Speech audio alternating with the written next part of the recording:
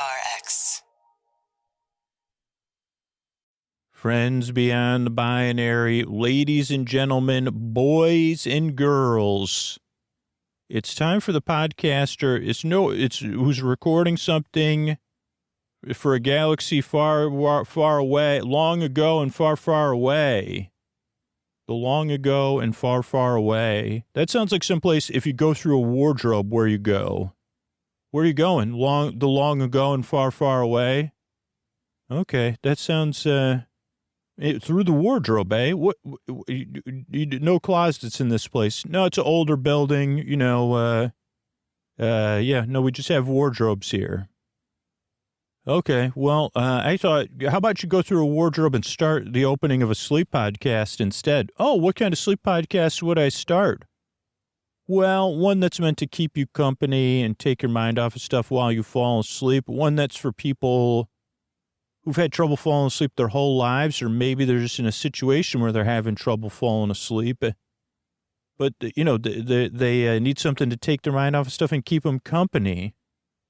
Okay. Sounds like you, I did, right. This podcast tends to repeat itself.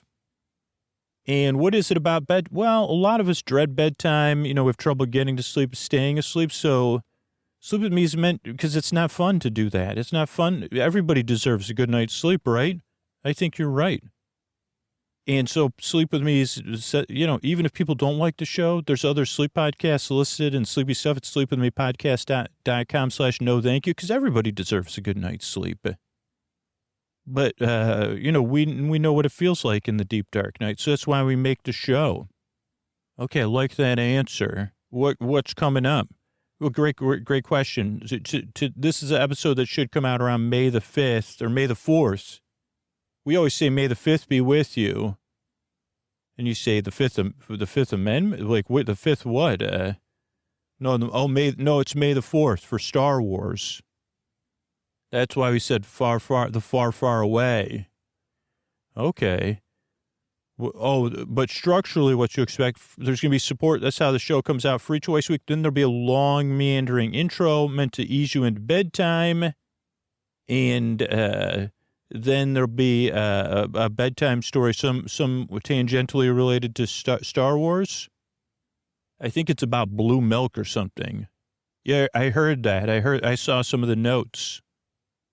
New blue milk or something like that. Okay, well, that's cool. So yeah, that's it. So time for, it's time for, I'm trying to think what else. Oh no, this is just, so there'll be a long manner. Yeah, it's time for Sleep With Me, the podcast that puts you to sleep. And these sponsors are what enable us to do it for free twice a week. Hey, everybody, I just wanted you to know that Sleep With Me is a part of the Pro-Democracy Podcast Coalition. It's a group of podcast hosts and producers who care about the future of American democracy, and it's nonpartisan. I know this year isn't a presidential election year, even a midterm year, but 2023 is anything but an off year when it comes to fighting for a political system that's open and fair to all. If you turn on the news or you see what's happening around the country at the state level, you recognize things are as pressing as ever. And for the past year, we've partnered with a nonpartisan anti-corruption organization, Represent Us, to give you, our listeners, the tools to pass strong anti-corruption laws from coast to coast. And those laws put power back in the hands of the people where it belongs. And that helps everybody. And that creates a place where things like Sleep With Me can exist. So let's get to it. There's still work to do. Visit represent.us/pod to learn more about how you can help. That's representus.us/pod, represent.us/pod.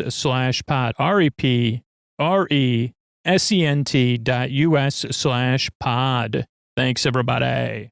All right, everybody. It is time for the Sleepy Supporters. Well, actually, this is probably going to be the former Sleepy Supporter Zone, because the Sleepy Supporter Zone just isn't working. And the whole idea with podcasting is it's kind of an opt-in medium. We get our support from people who support the sponsors or support the show directly. And right now, Sleepy Supporter Zone is a way for me to kind of thank people supporting the sponsors and letting me know about it. And it just isn't working. And that's like just a reality. So I'd love for you to fill out this opt-in by just taking the survey at sleepwithmepodcast.com/sponsors as I try to navigate this. Like, should I get rid of the Sleepy Supporter Zone? Should I change up how we do the show? I don't know. So I'm just trying to figure that out. But I did, I have been asking people to fill out that form. So I wanted to thank Laura, who supported Sleep Phones. Sleep Phones is Sleep With Me merch. So another way to support the show, buy our merch. And let me know about it. Filled out that form and let me know about it. Thank you so much, Laura. So if you fill out that form, I'll try to thank you here on the Sleepy Supporter Zone, and you get to express your opinions about the show. And yeah,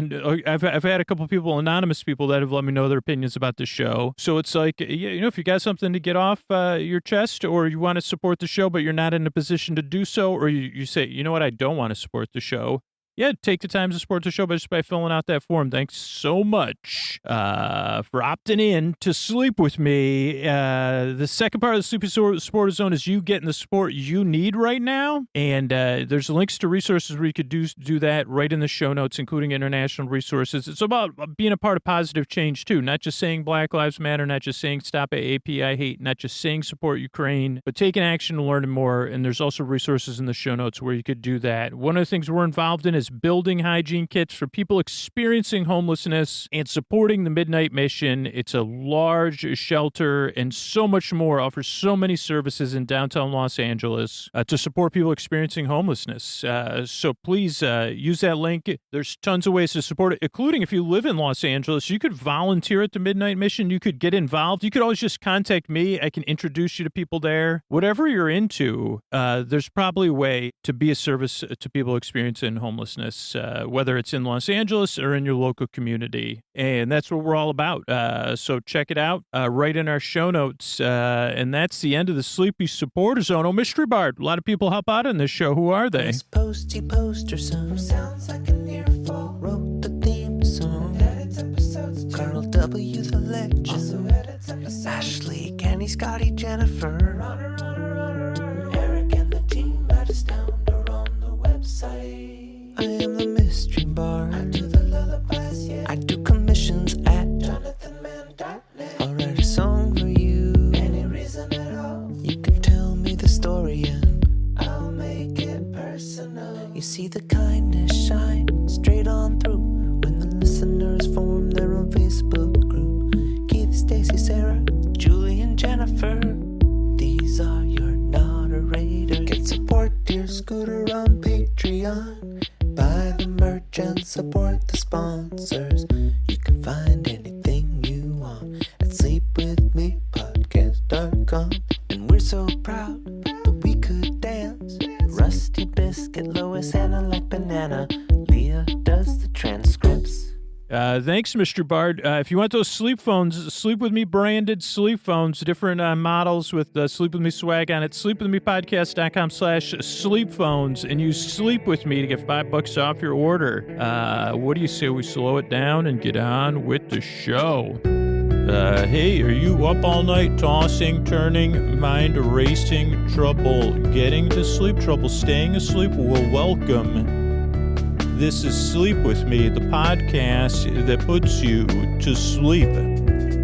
We do it with a bedtime story. All you need to do is turn out the lights, get in bed, turn out the lights, and press play. I'm going to do the rest. What I'm going to attempt to do is create a safe place where you could set aside whatever's keeping you awake. It could be thoughts, things on your mind, thoughts, thinking stuff about the past, the present, the future. It could be feelings, anything coming up for you emotionally, related to the day, or those thoughts or something, feelings that are just there. It could be physical sensations. It could be changes in time, temperature, routine. You could be going through something. You could have something coming up, or you could be getting over something, or it could be something else. Whatever it is, and the reason I bring this up, because whatever it is, I'm here to help, but whatever it is that's keeping you awake, even if it's unknown, which is the last 3 nights unknown for me, really, I say, what? But whatever it is, if I can't relate to it, somebody out there that's listening right now can. I know how it feels not being able to sleep, trouble staying asleep, or trouble getting to sleep. Those have both come up in the past 3 nights for me. But I don't want to fixate on it. But so whatever it is, like I know what it's like not to be able to dread bedtime, to start thinking about Sunday night's bedtime on Friday or a Saturday morning. Say, oh no, I got to go to bed on Sunday to get up on Monday. Or late, like after a couple nights in a row, you say, oh man, not again. Please, not again tonight. I know what that feels like. So do a lot of other listeners, and it could be something else. But there's someone out there, if they haven't been through it, they could relate to it. There's people nodding their heads right now. And of course, yeah, hopefully there's some people nodding off and people gleefully remembering my piece of fan fiction about Hugh Grant nodding on Notting Hill. Knitting. Oh, it's called Knitting and Nodding with, maybe we could add Nana in there. Maybe this could be an actual episode, Knitting and Nodding with Nana on Notting Hill. I wrote that down because tonight's episode's about Star Wars or Blue Milk. But where was it? Is this the beginning of the podcast? I just paused it for 2 seconds. I forgot everything.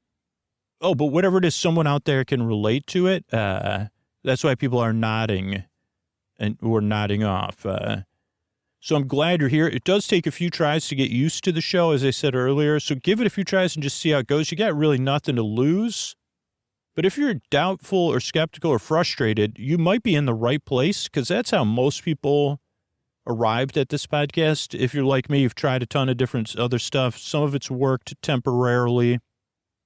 Or maybe you're just searching tonight, or maybe somebody told you about this show. So if you're skeptical or doubtful, why wouldn't you be? If you've been through the stuff myself and other listeners have been through or spent all the money on sleep solutions, it's not easy. So, of course, you're going to be skeptical or doubtful. And this show is an acquired taste on top of it because you say, what is this? I thought you were going to put me to sleep.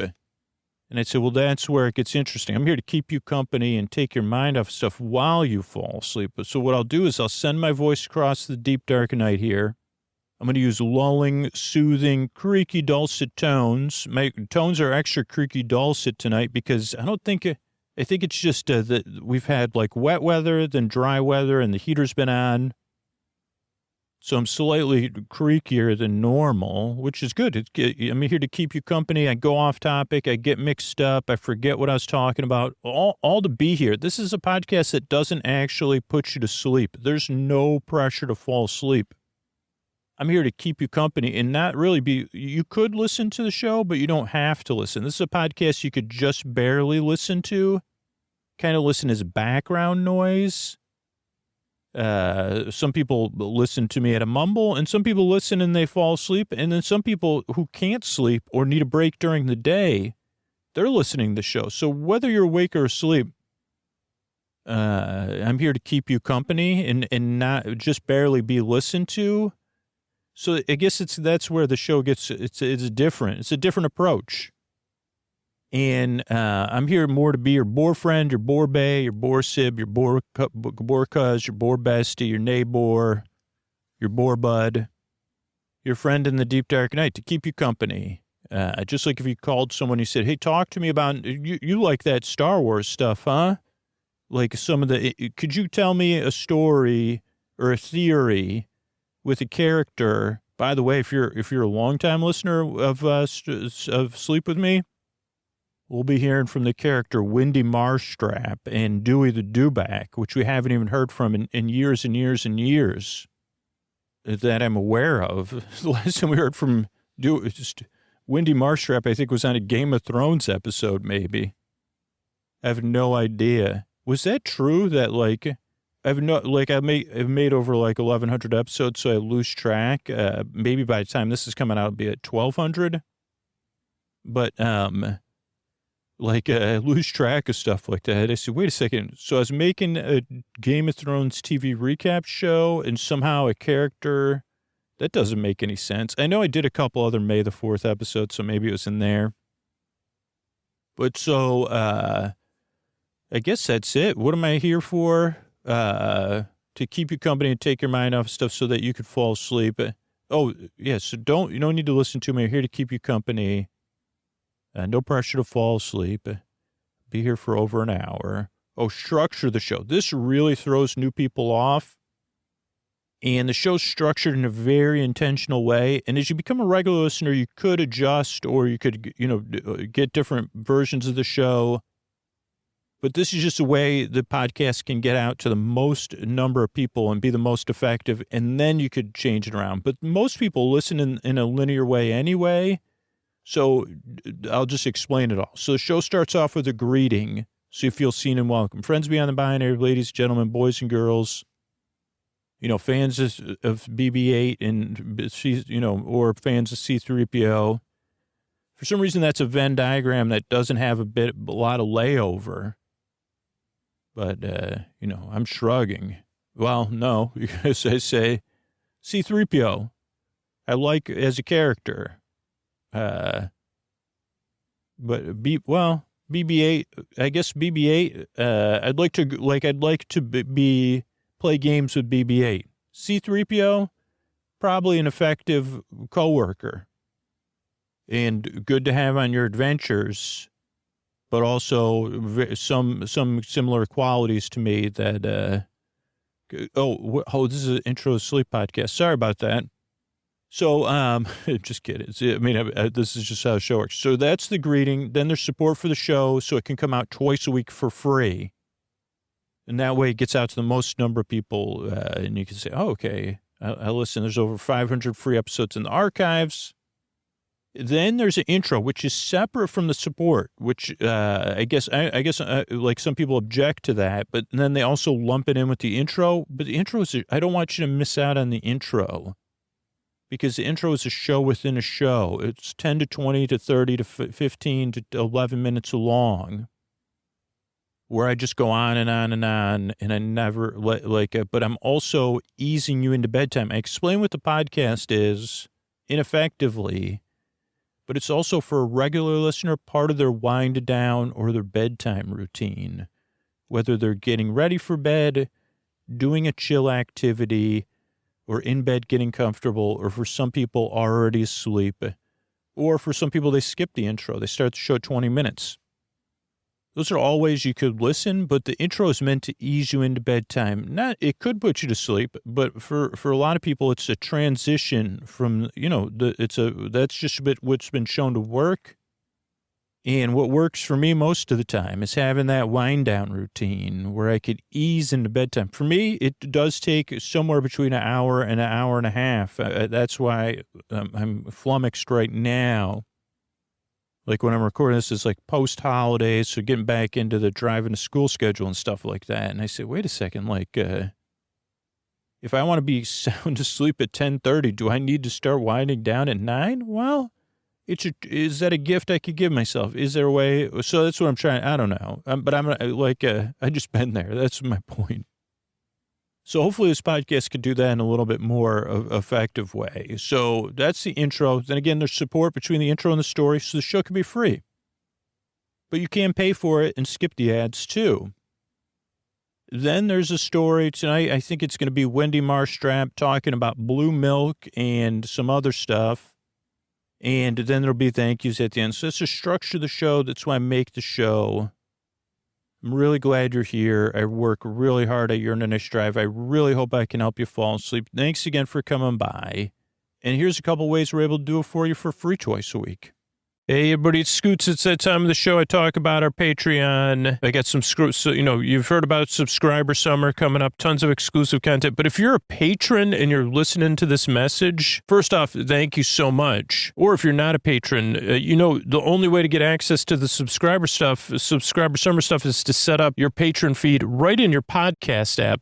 Almost every patron that listens to bonus content listens to it in a podcast app. And the most popular ones are Pocket Cast, Podcast Addict, Overcast, what do we got? Apple Podcasts, Google Podcasts, and there's a bunch of other ones. So most podcast apps, you could listen to the bonus content right in your podcast app, and it's super simple to set up. I mean, that includes the catalog episodes, Fearless Flyer episodes. If you're a $10 or $20 patron, the all intro episodes, the story only episodes, the all night episodes. So you could be building your playlist right now. All you need to do is go to sleepwithmepodcast.com/patron feed. feed. And this goes if you sign up as a patron. You could go to that page, sign up as a patron, and then go to sleepwithmepodcast.com/patron feed. Have your login information ready. Log into your Patreon account with your email and password. Then you'll see a screen that says Acast for Patreon. You'll click allow so it can verify your account, and it'll bring up a list of podcast apps to choose from. Like I said, Pocket Cast is on Apple and Android, and it allows search within the feed. So that is the most popular one with patrons. And you can listen on more than one app on your phone. So if you already have an app you use, you want to try out Pocket Cast or something else, you could go ahead and do that. You just go to sleepwithmepodcast.com/patron feed and go through all those steps, and you'll be good to go. Or if you're new, go to sleepwithmepodcast.com/patron or sleepwithmepodcast.com/patron feed. Sign up for our Patreon at $5, $10, $20 a month, or become an annual patron. You'll get a discount, and then go through those steps. You'll be good to go. Thanks, everybody. All right, everybody, Scoots here. Happy May, maybe May the 5th, May the 4th. I don't know how many times am I going to get that wrong. Let's just look at what day of the week that is. May the 8th, May the 7th, May the 5th, May the 4th. Yes, so it'll be, ideally this will be coming out on May the 3rd. For May the 4th be with you. But so we've put out some of these episodes. At one point, the only thing I could think of for some reason is a Yoda statue at the Presidio at Lucasfilm, and I somehow associate that with episodes of Sleep With Me that come out on May the 4th. And there was one time my daughter and I got deep dish pizza at a place that was celebrating May the 4th, and they had like Star Wars activity books and stuff like that. And I don't know, so I've probably talked about my history with Star Wars. You know, I saw Return of the Jedi was the first Star Wars movie I ever saw. It was one of the first movies I saw in a theater.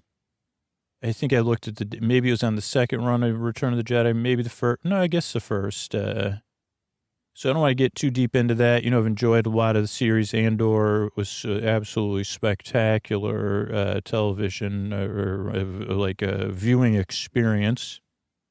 But this idea came up, and not so much from this came from a kind of fandom of theme parks and an idea I put out a while ago.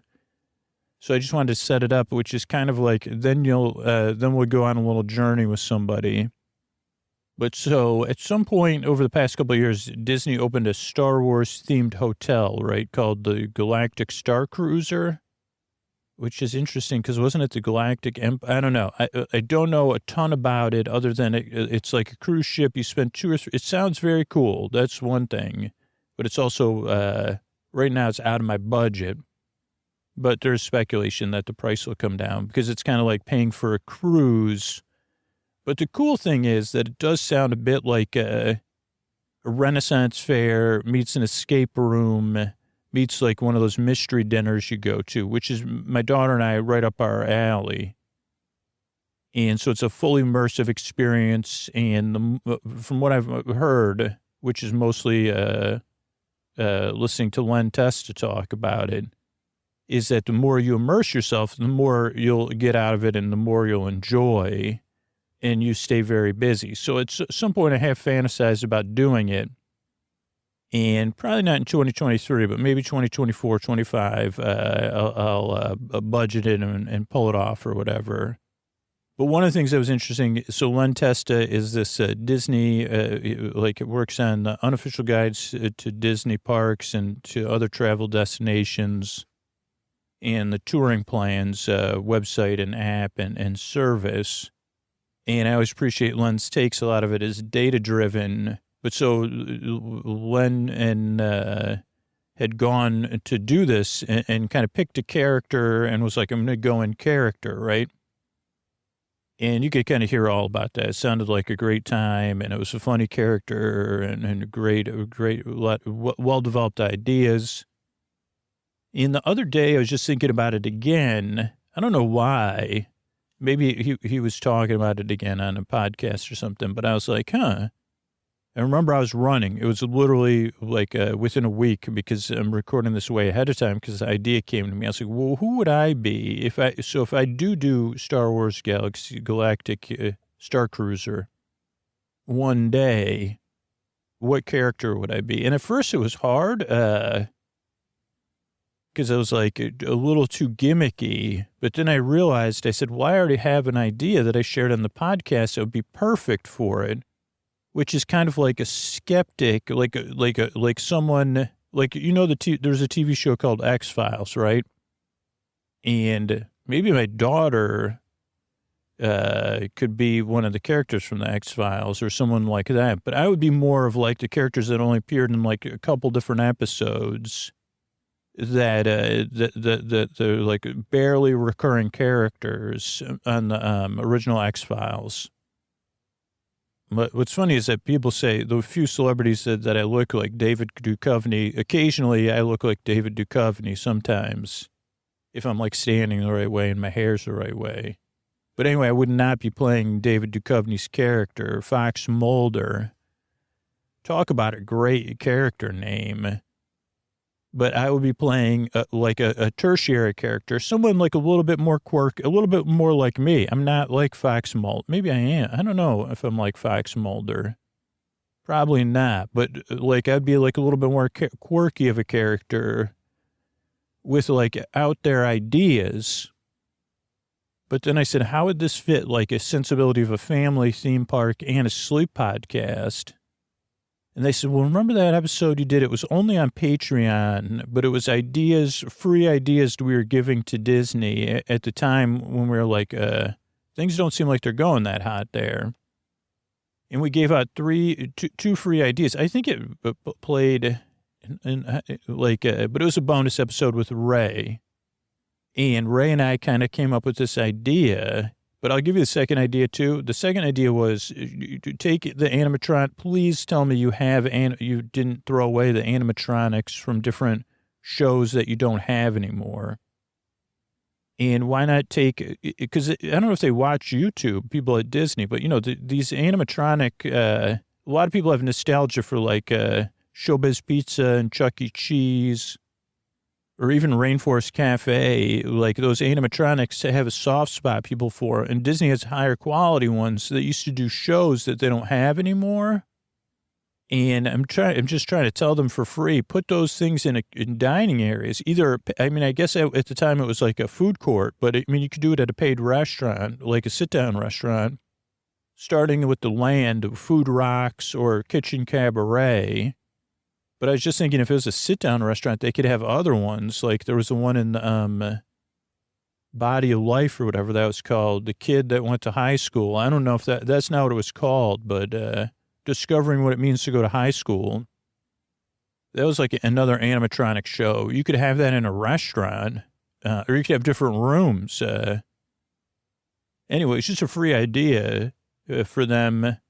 I mean, like to say, hey, it's not like with 3D printing, because they say, well, we got to maintain that. I say, well, there's 3D. Don't you got a 3D printer? Come on. But so the other idea that I put out on that podcast is kind of became the idea of this character. And then I said, well, who would the character be? And then I realized, as I said in the intro, we already had a character ready to go that I have regular contact with that lives exactly where we need them to live.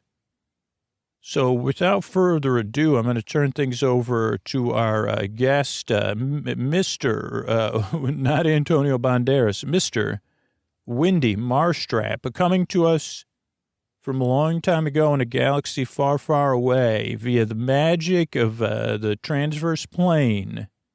Wendy Mirstrap. Oh, thanks, everybody. My name's Wendy Marshstrap. Also, just a note, Scooter forgot to say this. You would say that this is like, could be called, my behavior could be called parody or satirical, because like Scooter forgot to say that. Because I'm not very well known, but I am known not to rock the microphone like Scooter wrote for me when he told me to say that. But my name's Wendy Marshstrap. I'm good to be here. I'm here in where I'm recording this with my Dewback Dewey, who's my best friend and my companion. And even though Scooter pictures a tiny brontosaurus, that's not what Dewey looks like. But Dewey's a dewback. And you might be wondering why I'm here. Well, so this is kind of the idea. If I was on this Galactic Star Cruiser, I would probably be, the irony is I'd probably be a little bit older than Scooter, but I don't think older is hard for him to play within the era of the First Order and things. So the last 3 Star Wars movies, I'm still around for those. So I just want everybody to know that, and why I'm there. But over the years, I've taken, as I've seen, I grew up, I wasn't, of course, my best friend's Dewey the Dewback. So my best friend was not Luke Skywalker, but I did know Luke, and, we spent time together, and we grew up in the same place. And, we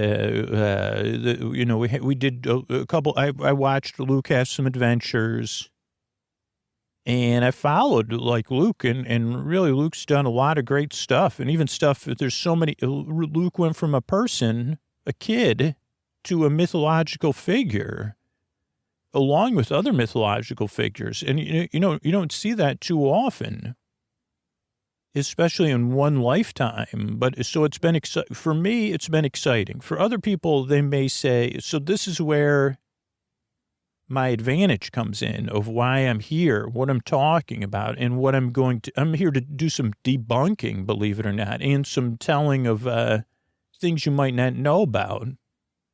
And, the thing is that people who are bunking don't want to be debunked. That's one of the things I've learned over the years. And there's a lot of Luke, they have bunk on Luke, which they want to debunk Luke Skywalker or, Anakin Skywalker or Kylo Ren or Han Solo. They want to talk about that stuff. And, I've had other things in the past. I wanted to be a tour guide. And I did host a few things thanks to this podcast. And this, I'm not sure I understand what a fan fiction fantasy machine is, but I've seen it and I've ridden in it, and I've been to your world. We weren't supposed to talk about that, only into where we're recording the podcast. And so that's cool. But so I'm here to talk about what I've heard and what I know. Because, so what happens is, I still hang in the same similar spots, and a lot of people know that I know Luke. And so then everybody wants to bend my ear because I'll be sitting around, playing some sabacc or whatever. And, people say that's Wendy Mirstrap. They call me other names. I've known by, I've got some other names that people call me. Old Blowhard, that's one of them. Smells like a sandpit. That's like Bantha breath. But they call me other names too. But so they come and then they say, "Oh, you knew Luke Skywalker." At first they would do that, but then I'd say, And then once they realize I didn't have anything, I don't know, I guess I'm friendly and I'm a good listener, but I have that thing where people want to talk to me about their theories about everything. And, the theories I've heard about Luke and Leia and, all this different stuff. And some of it I say, I know somebody down there, and she could talk to you about this stuff. I can only listen because I'm just here, but it's interesting. But I do feel something in my heart where I say, this person's maybe having a tough time right now. And they're trying to find out alternative ideas through figuring out alternative ideas about Luke and Leia and the meaning or the intention behind their choices. I mean, I guess in some sense, from what we historically know about Kylo Ren, though history does change, I've heard that. I hope they don't change mine. Because my history's not, it doesn't affect any, you could change, I've been in two timelines now, so you don't need to change my history. I'm not impactful. I'm just listening. until now, as I'm if I was walking the halls of this Galactic Star Cruiser, I'd have some pamphlets, and Scooter said he would get me some patches, and that the patches was also offer people a chance to talk to me because they would say, "Ask me about." But apparently I have especially when they say he used to know Luke over there, him with the dewback. We said no dewbacks in here, and I say, well. Do you want me to come? And they say, okay, he's allowed his dewback in there. But then, most places, Dewey takes up too much space. So what was my point? So my point is that a lot of people come and talk to me about their theories about everything. Once they get started, especially because normally, I like to have, I don't imbibe in mind-altering beverages. But I like to sit there and play games and be social. It's a social gathering point for our community. But I hear a lot of things, and I did want to now. I never thought it was important. No, most people want me to listen and not talk. Especially, I said, because their theories they don't want them to be debunked. And I used to do that, and then people would get highly frowny. And now I don't have to do it anymore, which is great because no one wants it anyway. So what was my point? Okay, so why am I deciding to change my stance on talking about things? Well, there's one thing that keeps coming up, and because we're here on this Galactic Star Cruiser, imaginarily, Scooter said, we're close to the point of, I said, this is where I could do the most, I can make some impact, especially because no one thus far has wanted to tell me their theories about this, and no one knows this. And I guess it's at first, it wouldn't seem like it. Well, there's even theories about this. There are people talking about it, but they're talking about it in a way that actually adds, instead of solving it, they're adding intention to it that's not even there. So what I'm here to talk about is blue milk. And some of you might say, what? If you're here to talk about blue milk. So my thing would say, ask me about blue milk. Or this is the theory that it's new blue milk. And this is something that people keep trying to debunk, but it's just not debunkable. And so that's why I'm here to talk about it and help people get to the bottom of it. Because I don't know if I should share all of the theories about what, the thing. But the main objection is, what's blue milk? Scooter said, first off, you got to tell them what blue milk is. And basically, so blue milk is, it's Bantha milk, right? And it's the milk of a Bantha. I know there's other beings' milk that are consumed, and there's people that don't consume beings' milk. And, not every being can consume it. But blue milk is renowned throughout the galaxy because it is associated with Luke Skywalker. And even if it's not directly associated with Luke Skywalker or the rebellion, anyway, it could be indirectly associated with him. But it also is traditionally consumed. And it was a part of our diet where I grew up and where Luke Skywalker grew up. And it was, people would consume it as, so I guess this is where first thing becomes important to note. So you have a beverage traditionally consumed in just a few places, a natural beverage that people may decide, well, I have a different feeling about Banthas and, their milk, so I'm not going to consume blue milk. But then you also have people that drank it for a large portion of their lives, like myself. And at some point, now, wherever that happens in the galaxy, there's going to be something they call nostalgia, but there's also positive associations or something different than nostalgia, which is like foods you have positive memories about that you enjoyed that are harder to get, right? And blue milk is one of those things that you say, okay, if you can only make blue milk, it's Bantha milk, right? But there was images, I guess, of Luke Skywalker drinking blue milk, and so blue milk became popular. But it wasn't, so blue milk became as popular as if you could get it, right? So someone might have purchased some Banthas, and they would say, here on Outpost Starry 4, Favor 5, we've got blue milk, or they'd say Blue Milk Day coming up, and they could charge a lot of money for it. They'd say, you could have your blue milk with fermented or unfermented or something. But they'd say coming up, Blue Milk Day, and they could charge and they could make them a lot of money, and that would encourage them to keep their Banthas happy.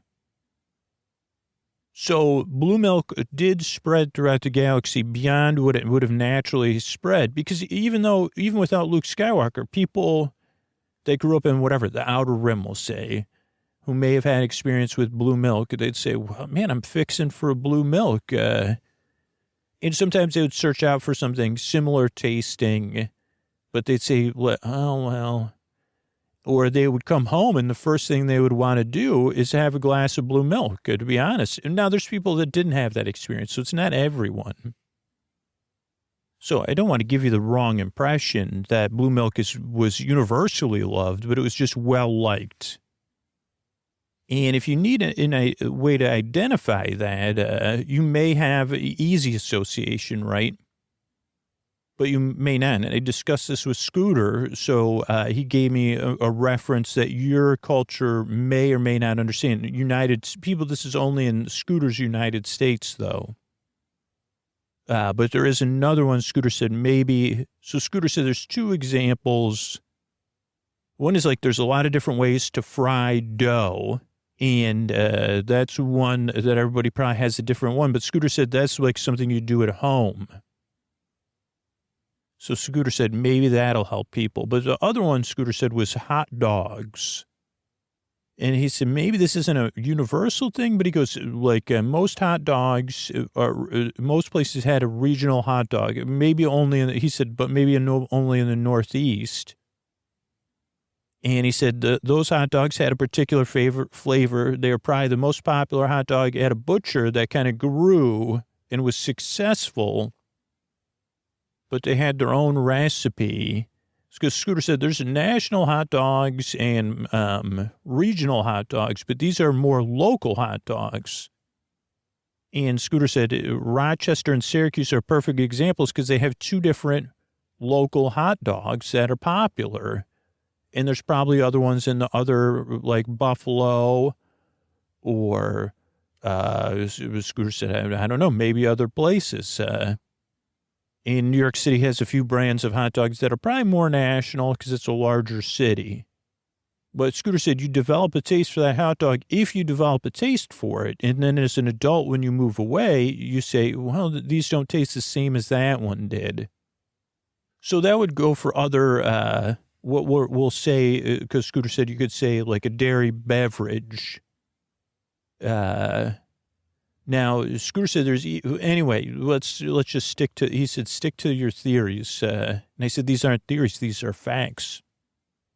Okay, but people have developed, so a lot of people grew up on that, right? So I'm just giving you the context on blue milk, like a hot dog, and then you go to another region. But what if they gave you a hot dog and they said, yeah, this is a hot dog, the same hot dog, Hoffman hot dog is Scooter's hot dog. And he went to a place in California and they said, oh yeah, we're a hot dog place, man. And we got Hoffman's and they served it. And Scooter said it could be anything. The initial appearance, the preparation, or the taste. But Scooter said usually just you'd be able to tell before you tasted it. He'd say, this isn't a Hoffman hot. No, man, this is a Hoffman hot. Well, you didn't prepare it the way it's traditionally prepared. Oh, man, yeah, this is my take. And Scooter said, if somehow you're not paying attention and you bit into it, you'd know by the mouthfeel. And then even if for some reason the mouthfeel was correct, then the taste. So that's why it actually does make a good example for this, because so people from the Outer Rim, we're just going to say, Tatooine, fine, we'll say it. Like they've traveled the universe, the known galaxy even, and then they have blue milk. And let's say it's some of this establishment. Let's just give an example, because this is a popular one that I've heard, and I've actually experienced it. So I'll just give you my own experience, because that actually is a fact. I went to one of these places. I was traveling for leisure, 100% leisure, by the way. No, I was not a emissary or anything. But let's just say that I did that. And then I went there, and they said Blue Milk Day in 2 days, for these hours only. It was incredibly expensive. Now, not like an expensive treat.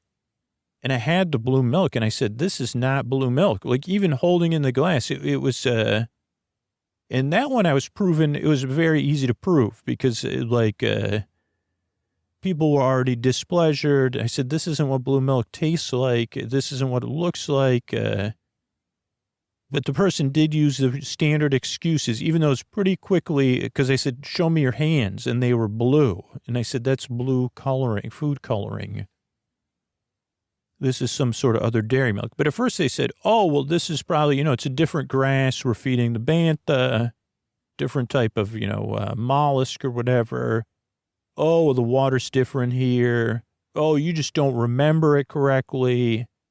Oh, maybe you're used to it having it at a different temperature. And I said, your sign says optimized for ideal, temperature served at the ideal temperature, traditional Tatooine temperature for blue milk.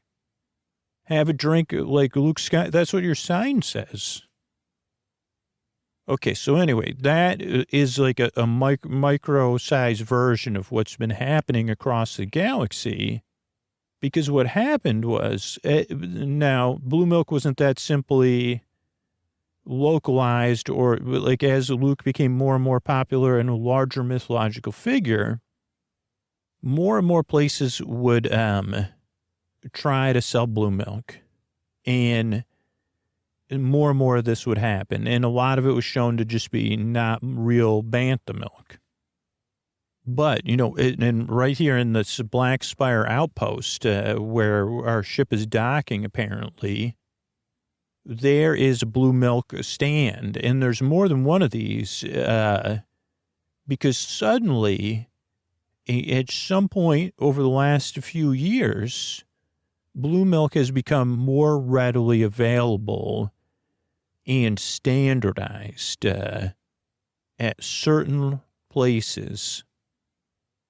And I have been paying attention to this, and other people have. I'm not the only one, so I'm not taking credit for what other people's theories were, and this does overlap on my theory. Okay, a lot of these are these are outposts. They're still in the outer reaches of the galaxy, but you could go from one place to another, and the blue milk will be the same at each stand.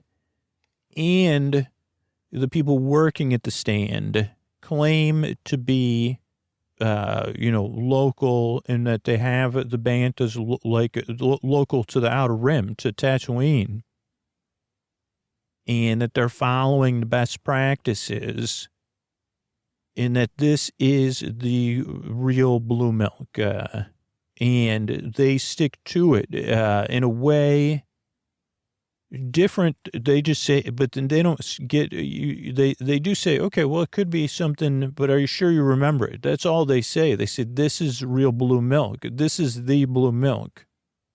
The same blue milk Luke Skywalker used to drink. And they say that in an adamant way to where they just won't even disagree with you. They'll say, well, I'm sorry, you must be, no refunds. This is real blue milk. And they can even show you, if you demand a refund, they say this is actually sanctioned real blue milk by the Blue Milk Authority. And then that's like, so then you look at the Blue Milk Authority, right? BMA. And if you start to dig into that, it's controlled by a large Bantha operation, Bantha dairy operation, Bantha Family Dairies.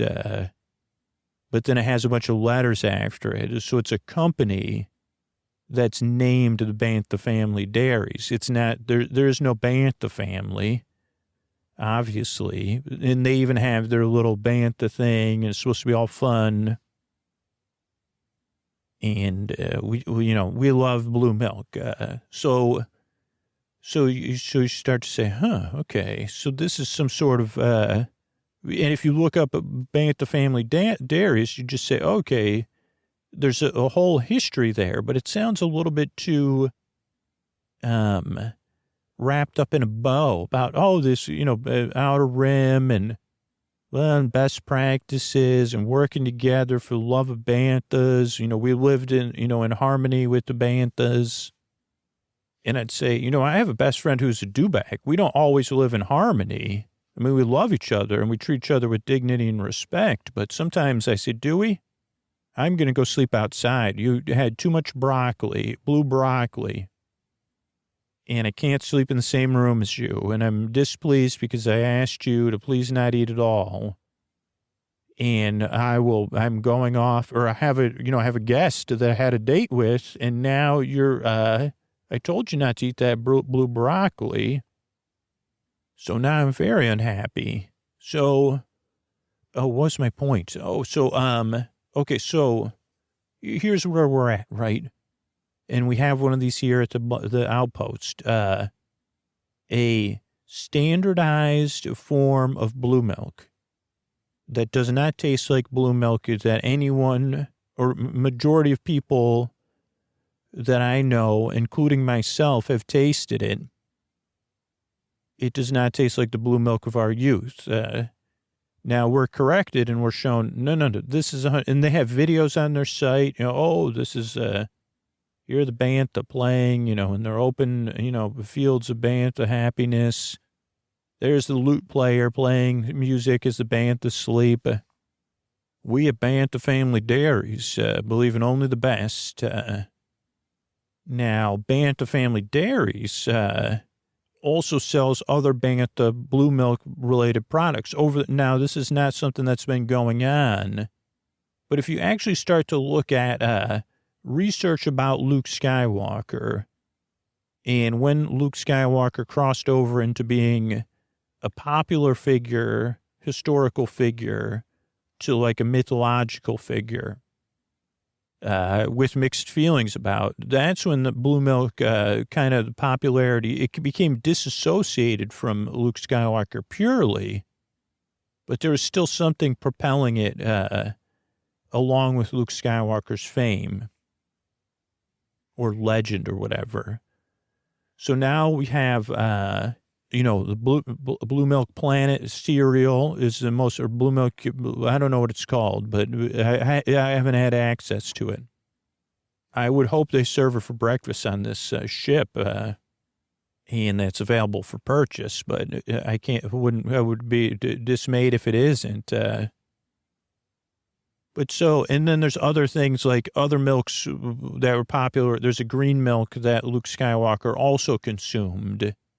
That's become part of a legend. That's also not as popular as blue milk. But so what conclusion do we reach if you've had blue milk? Let's just say for me, I go to this blue milk stand in this outpost. I haven't been to this one, but I've been to other ones. You drink the blue milk. Now, this one is a little bit closer in consistency and look to the blue milk. So you say, okay, then the mouthfeel is a little bit off, but then the taste is not the same. And I'll tell you why. Because, we joke around. You'll never have just one glass of blue milk. Like blue milk makes you full. for a reason. So even with kids, you'd say, slow down on the blue milk, Luke. You don't want to have a tummy ache, because blue milk is not. That's why the cereal matchup with real blue milk would be different. And it also goes to the consumption of banthas and the amount of sugars, but that's like scientific stuff. But that blue milk is almost like a treat. But some people would give it because it is like, if you live out like so let's just say young Luke Skywalker doing a lot of hard physical labor. The beauty of blue milk would be for someone young like Luke Skywalker doing a lot of labor. It would be easy to consume in a large number of calories and proteins that Luke would need while Luke was doing Luke's work. Because you say, well, if it's tasty, why would it? And you say, well, because it's a good thing for growing people or as treats. But so this blue milk does not taste... You're not tempted to have a second glass. It's more of like, okay, this is interesting. But, like, I don't feel like, so it's almost like you're being offered a chance to drink some of Luke Skywalker's history and feel associated feelings and uniqueness, even though it's not directly marketed. I mean, it's indirectly marketed as associated with Luke Skywalker. So you drink and you say, okay, so what is that, right? So if your experience is this isn't blue milk, their objection is, yes, it is. And we have ironclad proof it is. So you are wrong, Wendy Mirstrap. You'd say, okay, well, it's close to blue milk, but it's not blue milk. But they're saying it is blue milk. Now, one of the theories out there that I'm here to debunk is that it is blue milk with additives. And the most likely additive is something to help everybody keep their teeth healthy. And I would say that is not true. And then they're saying, well, maybe there's, people could go on and on and on from there with wild ideas. But I've heard them all sitting around drinking real blue milk, by the way, straight out of a Bantha, like on my home planet. By the way, I do like my blue milk ice cold, but that's not how everybody consumes it. And I drink non-fermented. And I prefer a half glass of blue milk and, but I still stay pretty active. Okay, so so you'd say, okay, so someone changing the blue milk. And you say, I'd say, okay, those theories make sense, but if you say no, and I'm telling you that's not true, what would be the thing that, why is this blue milk suddenly over the past few years, maybe a decade, become so popular and so well distributed, other than its opportunity to capitalize, I guess, on the popularity of Luke Skywalker indirectly. That's not a judgment statement. Those are just looking at the trends. And I would say there's one other thing. Now, there was a big boost in a certain region. There was a gigantic boost that backfired where blue milk consumption spiked and then plummeted. And I looked at the distribution things. Anyway, I did a deep dive into facts. So there was this region, and the blue milk had already been selling there decently, and the Bantha family dairy, they launched a campaign because they didn't always serve it from stands, right? You could buy it in a can or a bottle. And they had this big marketing campaign, and the marketing campaign was they had one of the more popular bands marketed to teens. They called themselves the Bantha Bums, but it was like a kind of like a teen idol music and doo-wopping, but it was more of like a variety music because there was like 11 Bantha Bums. And different beings and different genders and things. from that region and from other regions that would have had popular teen idol singers. And so they started marketing, being a part of this marketing thing. But then once they got used to the Bantha bums, they had this contest called Bantha Bucks. And you would open a can of blue milk, and out of the blue milk would come a Bantha Buck. And you could win like whatever, like one Bantha Buck up to 100, and they were good for things. Now, this was different than other marketing thing that, like, this was not blue milk, but there was one that had a similar campaign around the same time where someone thought they were going to get a Galactic Star Cruiser or whatever, a Corvette, one of those Corvettes. They said they won enough money. They said that was a different drink where they said, where's my Galactic Star Cruiser? So this was different, but they were supposed to the Bantha Bucks were supposed to pop out of the can. But what happened was the Bantha Bucks would shoot out of the can, and they would either blow away or they would bump you, or they might even hit your nose or something. And there was actually that famous video, someone with a Bantha Buck, a $100 Bantha bill, blue Bantha Bucks, that's what they were called, in their nose. And so that campaign was such a failure that the blue milk consumption plummeted in that region. But so here's where it gets really interesting. When you really dig into like who owns these companies and you start to look at the trends in the timelines and who would need funding.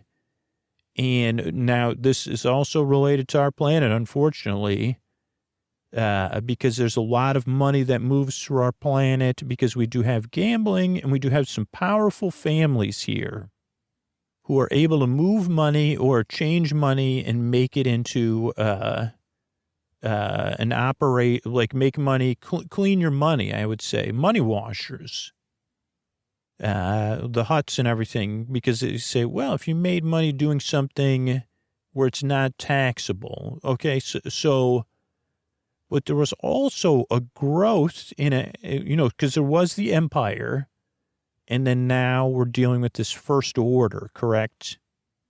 And the first order is not the empire. The empire was able to tax people, and through their taxation, they raised funds and did stuff. But the first order, if you start to think about it, they've developed all this stuff, and some of it's from leftover stuff. They have multiple revenue streams. Now, while even the existence of the first order, you got to say, is that even legal?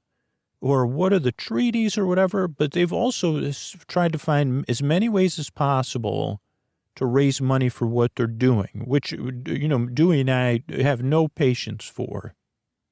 We say, put them in disorder, the first order. You're out of order. But if you look at the sudden rise in blue milk and you look at the success or the spending of the first order, and you start to really follow this trail, the blue Bantha Buck trail, not the promotional one, it leads back to the first order. Now, this is also known because, that's when people say, well, if there's additives, then if it's a blue order, they're doing something to the blue milk. But this is where what's really going to blow your mind, and it answers all the questions.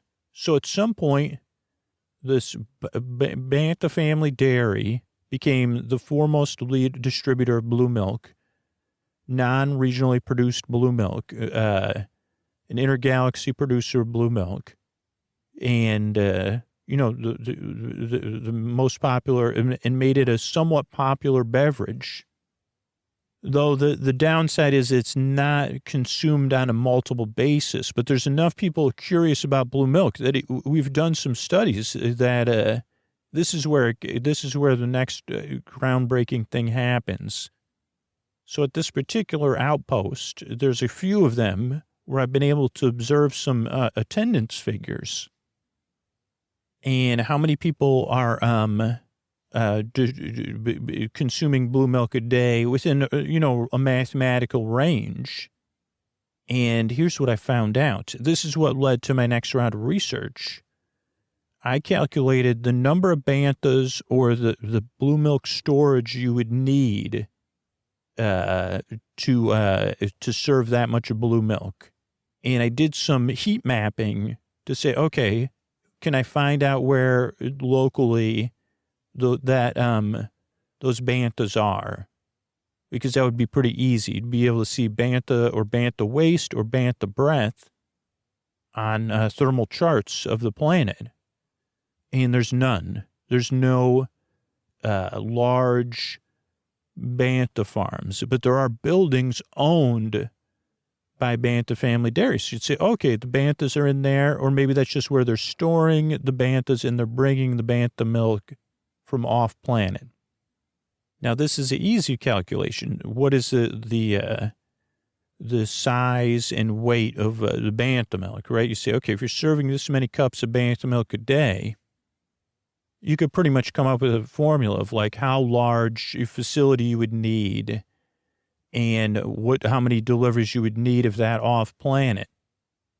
And those numbers don't add up. It's just to simplify it. There isn't that much blue milk coming in and being stored and being distributed for it to make sense. So the blue milk is being produced, has to be being produced locally. So you'd say, okay, it's an indoor bantha farm. Okay. So then you start to analyze some of the water reports. And that doesn't, you say, okay, there's not enough bantha waste leaving, on the planet to account for that. So you'd say, okay, this is when I have already lost most people. They fall asleep or they leave, and that makes sense. But I talked to a scientist that worked for the First Order, and that told me all this when they were, when I was sitting there. And at first I just thought they were just another person with a story to tell. But they talked about how, after the fall of the empire, and then it was a choice whether you want to be in the First Order. You couldn't be, so that was like worse in some sense for people that don't like the First Order, like me and Dewey, because the people that work for the First Order now, they're really driven in the missions of the First Order, which is mostly, and ironically, to get rid of Luke Skywalker and Jedis and other stuff. I don't know. Have a new order. I don't know. But so if you look at that, where were we? Okay, so they said there was a large number of First Order, that revenue generation, and even like taking stuff, like that was one of their things. It's like they were moving in to territory that the Hutts and other like the job of the Hutt is probably the Hutt you're most familiar with. They would say, okay, well, we control those areas. So they had the vision to work with the Hutts and other families that were used to saying, well, we work in a gray area here. And how can we create a win-win situation and not go at odds? We're looking for revenue opportunities, but we're also, the Galactic Alliance is, looking at us, and checking us twice. So we also have to come up with clean revenue sources, where all the books are in order. And this scientist was they said everybody was like, they said, if you came up with a revenue, there was no bad revenue ideas.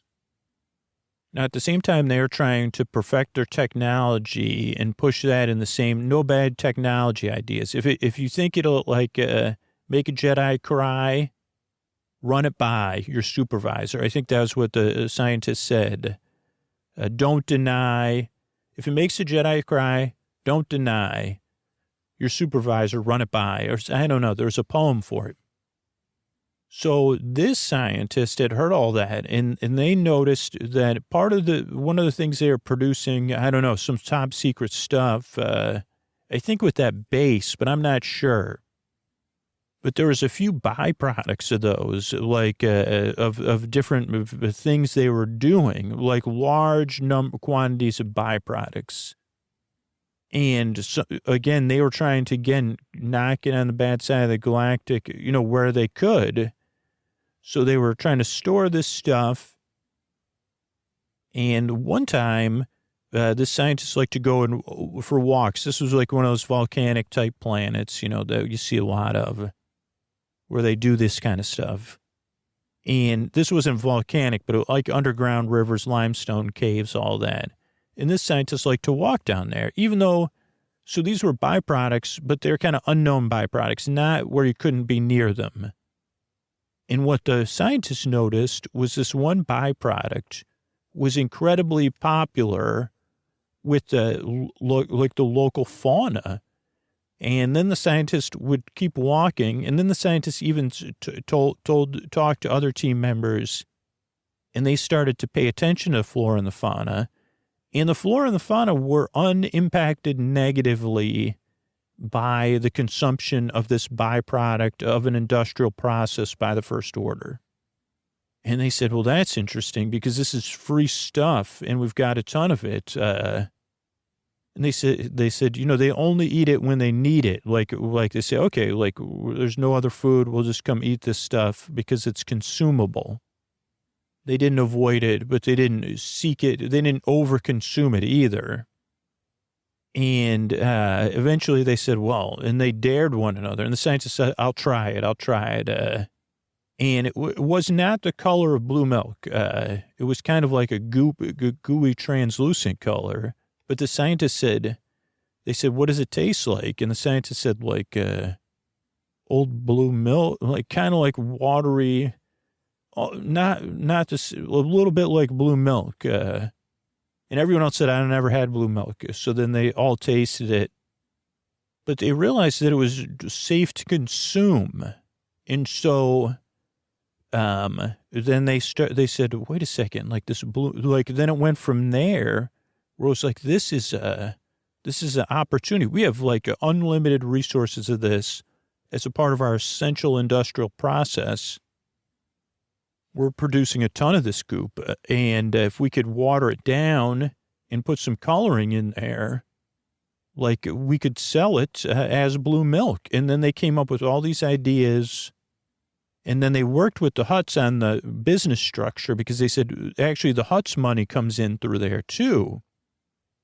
They said, we can clean your money, Huts, for you in anything you're doing through this dairy structured in a way and spending money, on marketing and contests. And so I guess I got to wrap it up, but that's why this is, when I say blue milk, this is new blue milk. It is not real blue milk. The original blue milk is something different than this blue milk. This blue milk is... and you might say, Wendy, I don't believe you. And I'd say, it's okay. That's fine. I would just say, well, enjoy your new blue milk. It's totally cool to drink, and it's mostly palatable. But if it was real blue milk, you would say, I'd like to have a warm blue milk or a chilled blue milk or a frozen blue milk. I'd like to have another one.